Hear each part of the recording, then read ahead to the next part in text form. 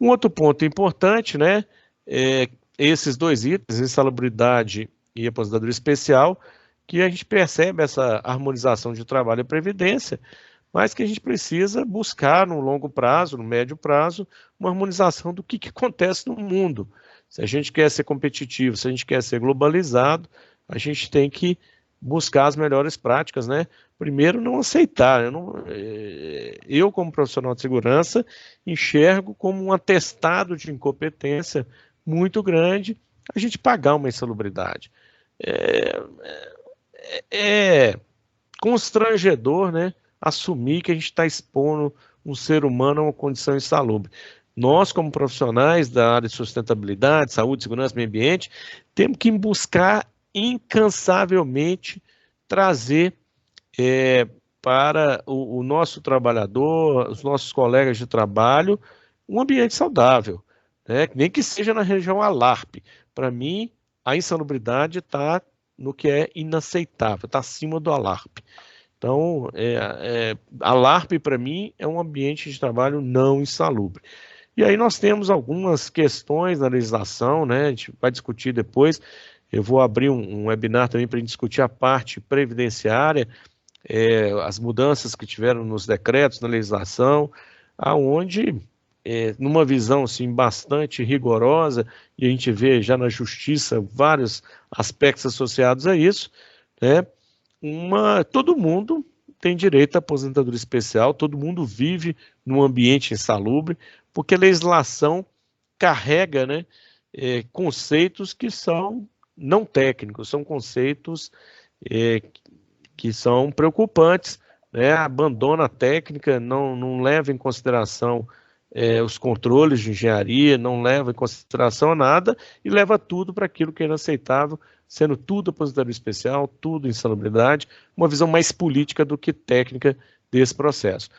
Então, para mim, né, eu como sociedade, acho que aquilo que é insalubre, que é aposentadoria especial, deveriam ser limites não aceitos pela sociedade. A sociedade tinha que trabalhar para que todos os ambientes de trabalho sejam salubres e que não gerem uma aposentadoria antecipada por estar prejudicando a saúde de nenhuma pessoa, nenhum ser humano.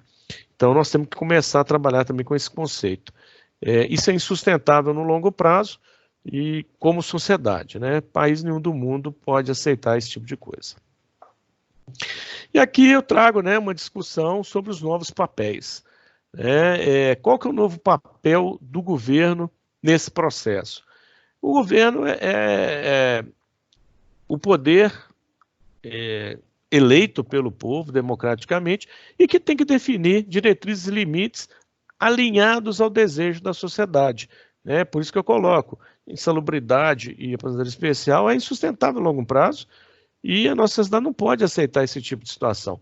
Então o governo tem que enxergar isso e fazer políticas, diretrizes e limites que no longo prazo as empresas vão se adequando e vão diminuindo o número de pessoas expostas a essa situação, vão melhorando continuamente.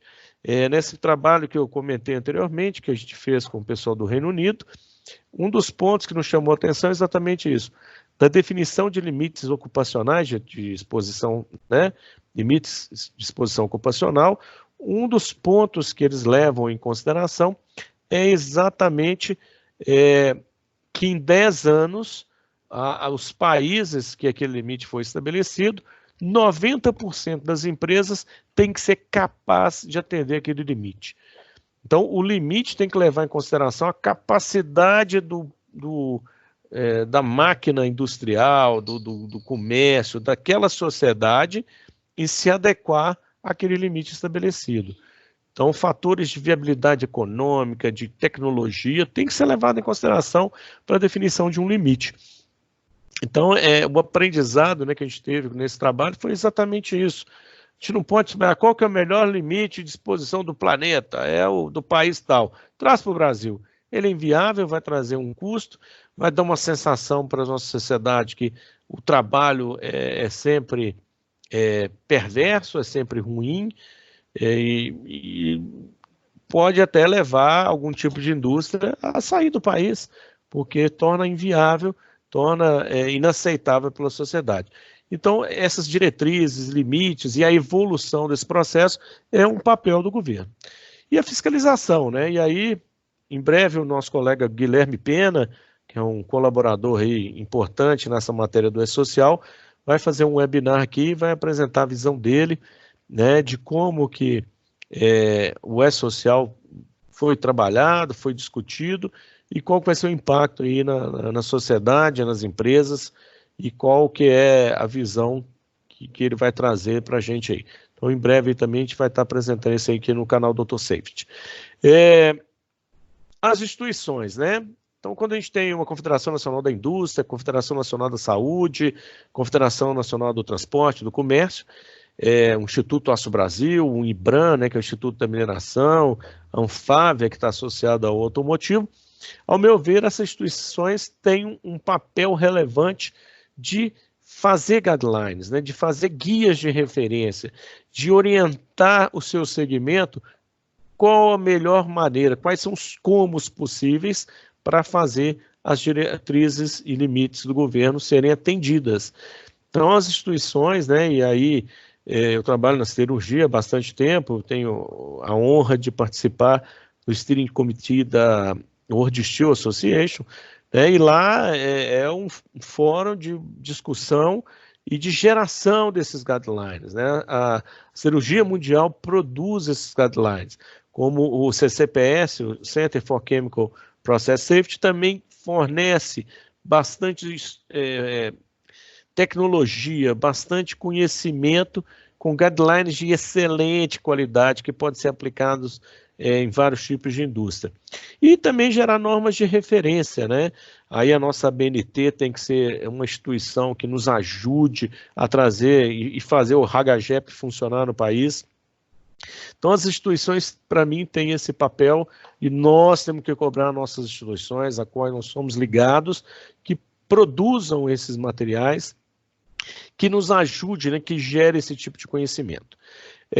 Com relação ao empresário, empreendedor, ele é responsável pelo progresso, pelo processo e pela melhoria, né? A gente percebe grandes acidentes que ocorreram no passado recente aí, que cada vez mais nós temos aí os empresários sendo responsabilizados pelas consequências daquilo que as empresas deles promovem. Então, é muito importante que o empresário tenha essa visão, né? O RAGAGEP nos Estados Unidos, quando acontece um grande acidente, um acidente ampliado, a justiça americana usa o conceito do RAGAGEP exatamente para cobrar do empreendedor, está dentro do risco do negócio dele, ele tem que prestar conta, demonstrar que ele utilizou o RAGAGEP, né? Que ele utilizava as melhores práticas de engenharia, as boas práticas de engenharias aceitas e reconhecidas, para ele poder demonstrar que ele estava realmente fazendo o processo dele funcionar da maneira correta.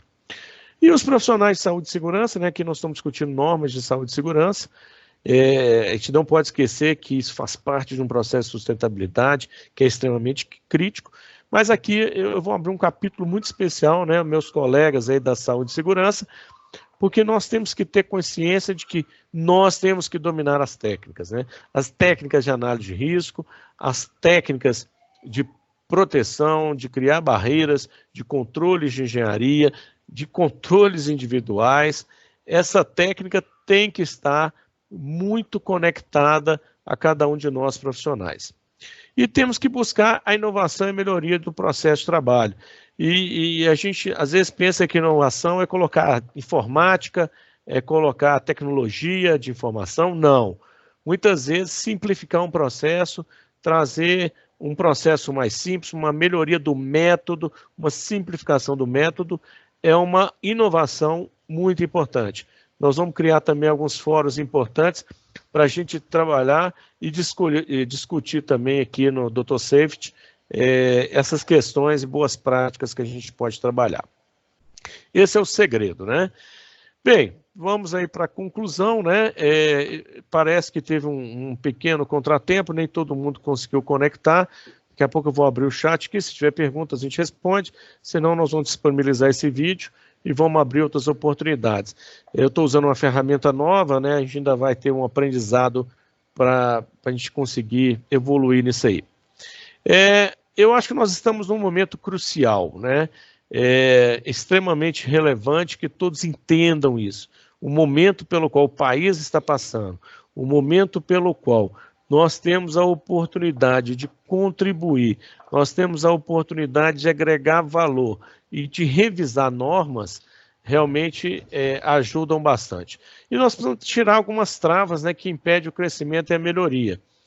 Aos que me conhecem, né, há bastante tempo, eu sou extremamente contra a NR4. Eu acho que a NR4 é uma norma que não agrega valor nenhum, né, é uma norma que define serviço especializado de saúde e segurança do trabalho, criando obrigatoriedade das empresas de terem, né, profissionais de segurança. As empresas têm que ter profissionais de segurança porque elas precisam, não porque elas são obrigadas pela lei. E isso traz uma reserva de mercado que, ao meu ver, é muito mais prejudicial do que contribui para a saúde e segurança no país. Então, assim, se eu pudesse rasgar uma única NR, eu rasgaria a 4, e eu tenho certeza que isso agregaria muito valor aos profissionais, aos bons profissionais. Atenção especial, né, a NR 15 e 16, são as jabuticabas brasileiras, e nós, parece que está tendo foguetório aí e panelaço hoje, mas isso não pode intervir aqui no nosso trabalho. A NR 15 e 16 são duas normas que só existem no Brasil. São normas que, ao meu ver, são antiquadas, não agregam valor e dificultam a prevenção, né? A gente monetariza a saúde e segurança, existem interesses ambíguos nessas normas e eu acho que nós temos que buscar soluções mais modernas, converter, não estou falando que tem que parar de penalizar a empresa que não oferece um bom ambiente de trabalho, mas nós temos que parar de comprar a saúde do trabalhador. Baixa tecnologia e poucos estudos é uma realidade brasileira. Eu acho que nós temos que fomentar isso, o governo brasileiro, as empresas, os institutos, as confederações, né, e mudar um pouco essa realidade. Nós temos que estudar mais, tem muito trabalho bem desenvolvido lá fora, nós temos que aprender a trazer esse conhecimento. E um outro ponto é responsabilização e liberdade, né? O empreendedor tem que ser responsabilizado e ter liberdade de fazer aquilo que é certo. Um outro ponto que eu acho que é extremamente relevante para esse momento, que é crucial, é a participação e o comprometimento. O futuro está sendo construído. Nós temos que ter essa consciência e temos que buscar participar disso. E aí, para finalizar, né, qual que é a nossa parte? Eu sempre falo para as equipes que trabalham comigo, né, que no planeta, na população da Terra, os seres humanos, existem 3 categorias de pessoas. 5% são aquelas que fazem acontecer, que fazem um mundo diferente, que são inovadoras, que põem a mão na massa, que fazem a transformação. 15% da população percebe que isso está acontecendo. E às vezes, né, são plateia, batem palma,